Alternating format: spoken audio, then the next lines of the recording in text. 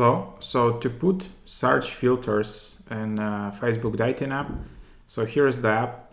Um, you just tap on the gear icon and you just go to your dating tab in the bottom and tap on the gear icon in top right, and then you will have something like ideal match. So it's kind of similar to Tinder or any other dating app. And these are search preferences which help to suggest matches by determining who you see and who sees you.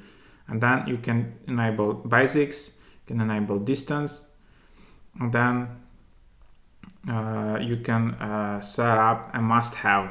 So if it's a must-have, if it isn't a must-have, Facebook sometimes will show you people outside of this preference. Then gender identity, age range, height range, languages spoken, education, lifestyle, kids, and religious views and beliefs. And that's that. So you can set it up all for free.